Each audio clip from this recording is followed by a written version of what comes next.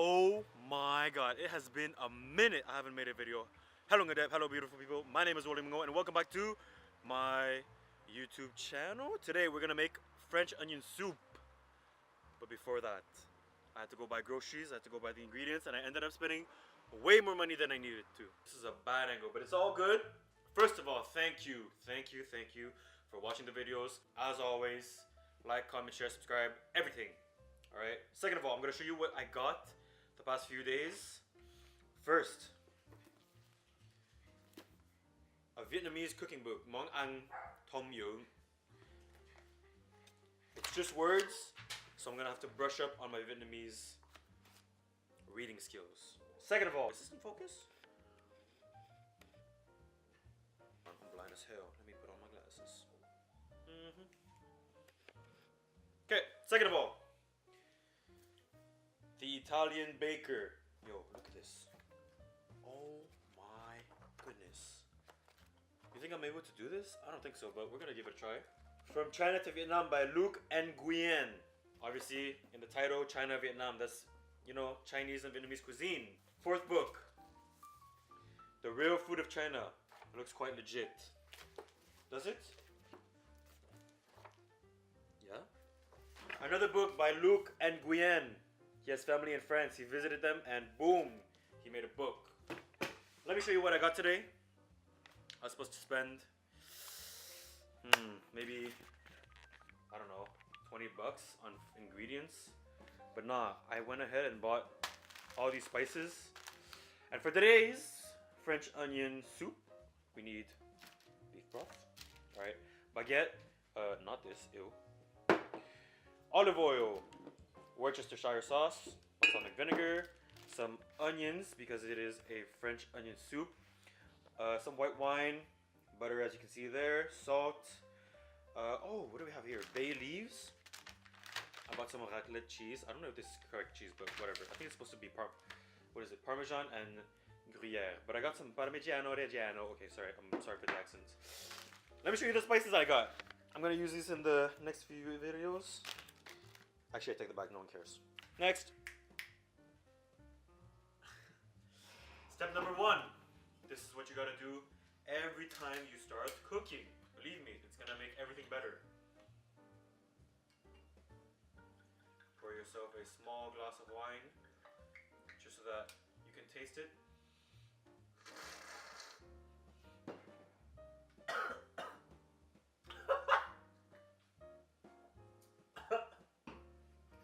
Grab your onions, peel them, alright, and then slice them up. Trick tip when you guys are dealing with onions or any vegetable in that category, turn on the fan, alright? Cut these next to your oven fan, and then all the air is not going to go into your eyes and make you cry. These, if you don't know, is like a metaphor for my R score. When I see it, I cry and I say, no. Chop these up, nice and thin.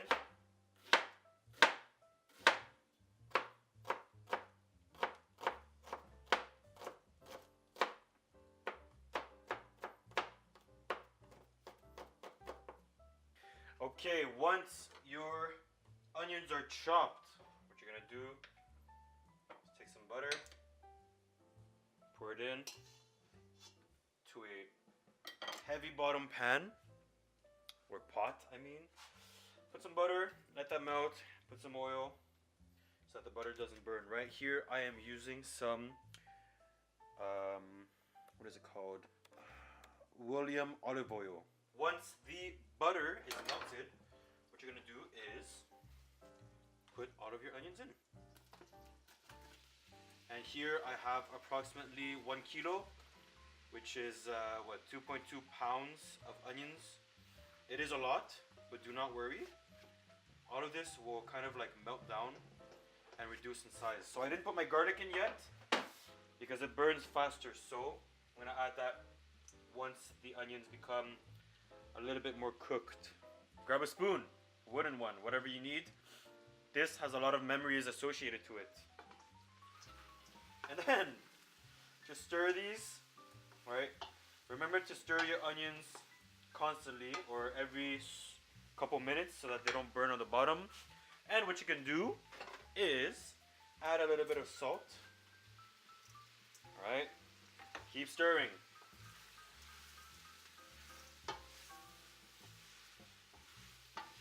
All right, if you can see that, the onions are becoming a little bit translucent. There's some brown stuff on the bottom. Don't worry about that. That's all about flavor. Put in your garlic. And let that, you know, meet the onions. Let them get to know each other. A little bit of onion and garlic dating, you know what I'm saying? Oh yeah. We are approximately 15 minutes in. Look at these onions. They're brown. They're sweating. They are exercising hard, all right? Just keep the lid on it and patiently wait. Look at this. The onions are nice and brown. What you're going to do is grab your wine, all right? This has to be some dry wine. Put a little bit in.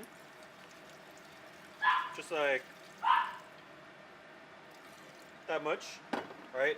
This is called deglazing. I have no idea what that means, but what you're going to do is scrape up all of the brown bits on the bottom and let the alcohol dissolve or cook. So you're just gonna let the onions bathe in the alcohol and have some fun for a couple more minutes. So this should reduce by what, maybe a half. Just let the alcohol evaporate. Right, while your alcohol is cooking down, what you're gonna prepare is some paprika for some extra spice. Here is a bay leaf. No, I don't have a bay, but if you're trying to be the bay to my leaf, slide in the DMs, IG and Snapchat down below. I post food and dumb stuff on there all the time. And this is some thyme. There's like a tablespoon of it. And yo, let me tell you, this thyme smells like money. Money! You hear that? If you didn't catch that joke, man, you gotta get with the times. The alcohol has reduced. Put in your dry ingredients. Maybe a tablespoon worth of Worcestershire sauce. A tablespoon of balsamic vinegar. And then you can grab your beef stock. Crack it open. Man, doing things with one hand is kind of hard. Okay, they're open. Now, pour this in. I have approximately 2 liters going in. So this is gonna make a 2-liter soup, approximately. While your soup is boiling, grab a grater, grab your cheese. You got cheese, you got life, and life is great.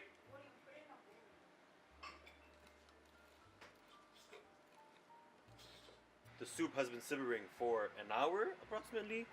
What you're gonna do is turn on your broiler. Right. Oh, make sure there's nothing in there. Okay. So, once the broiler's on, you ladle your soup into a oven-proof pot.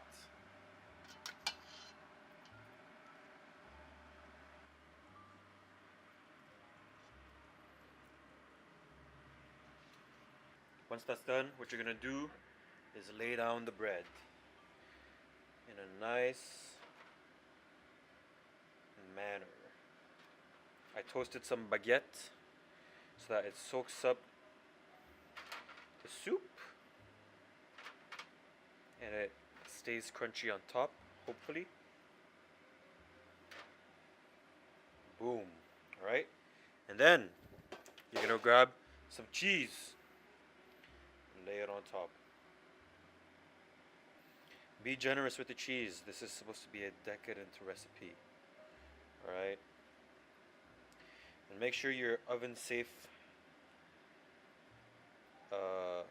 pot is placed onto a baking tray so that the cheese can melt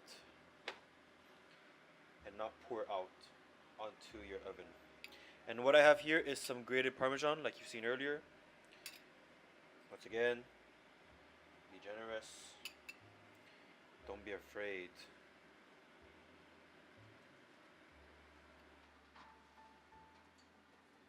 Pour your soup out. Oh, fire alarm's going off. Oh, baby! Look at that. I messed up. The dog is barking. The fire alarm's going off. This is not good. Oh my god. Listen to the crisp. Oh, yes. It's beautiful. It's beautiful. It's beautiful. Look at that. Yo, I'm gonna cut this soup up. Oh my god, the crust is so thick. It's beautiful. This is thick with 2 C's and a Q. Look at that.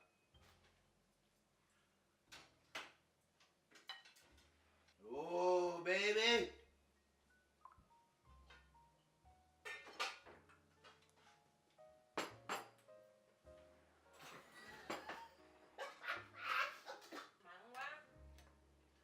Mangwa, huh? Yeah. Just like the rest of it. But it's very good. My mom says it's too salty. But it's very good. Hey man, you know what? I got used to that salty life. Jago, I don't know. Okay, we're gonna give it a taste test.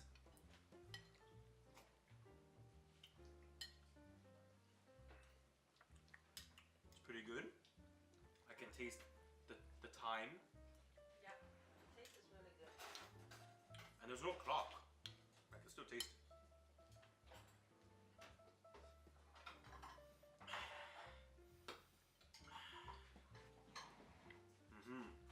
Okay, I'm digging into the cheese and bread.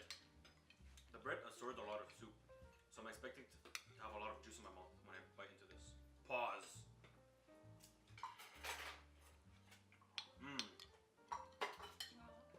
It's really good. It's very tasty. Very tasty, as my mother says. The cheese is nice and salty. Flavorful. Could be Flavorful. stringier. Bro, this was baked. Okay, you gotta get this stringy cheese.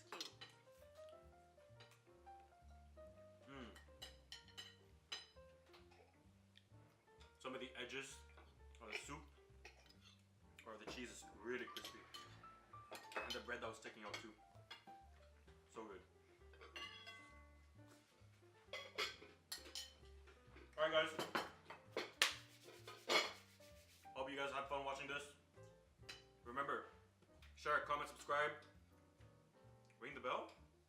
Tell me what you want to see me cook next and eat next and do whatever next. I'm out.